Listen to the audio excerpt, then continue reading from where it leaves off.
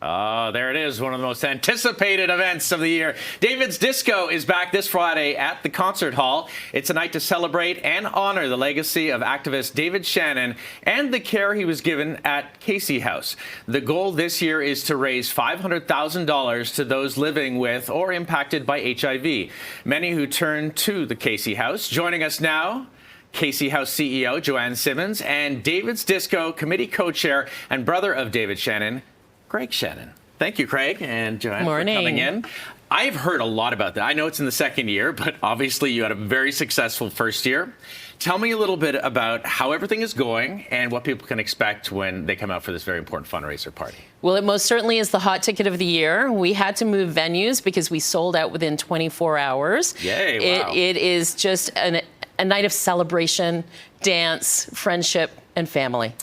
And pretty fabulous. I mean, you're encouraging people to pull out all their disco gear. I'm going to try to find myself a Lame jacket. Absolutely. It's a lot of sparkle. A lot of sparkle.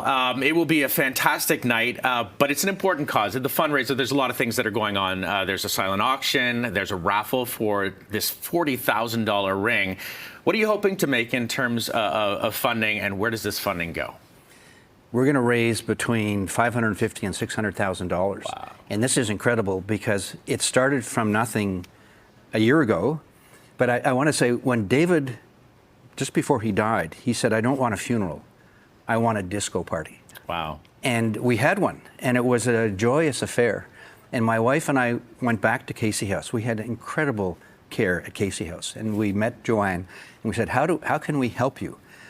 And we agreed to organize a disco party. Can you imagine a hospital having a disco party?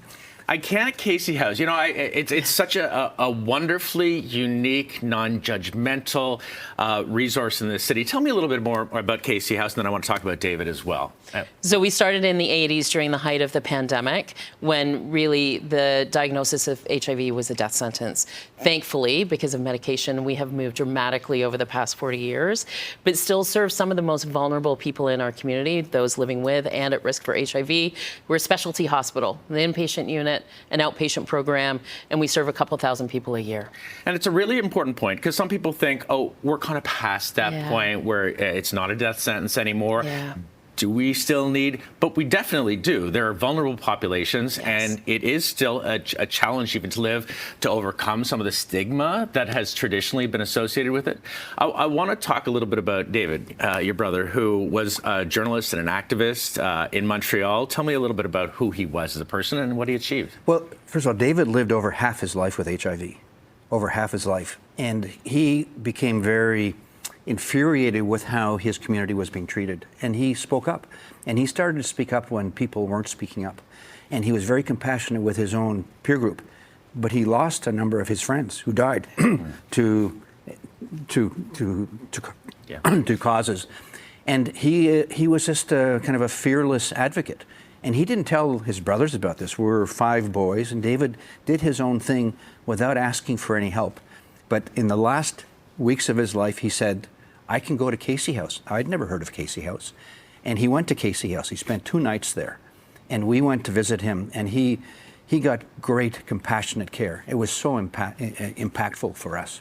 That's wonderful. And to share a little bit about who he was, too. What do you think he'd think about this party?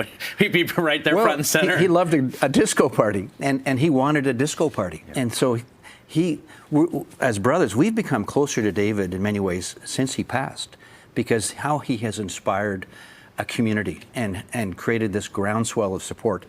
And we're helping smash stigma. I love that. So it's the second year, and hopefully it'll be many, many more. What do you kind of hope for the future of Casey House with both the funding? Where do you think we can go? Well, there continues to be more demand and more need. Certainly since the pandemic, we've seen many more people who have been pushed to the streets, very vulnerable.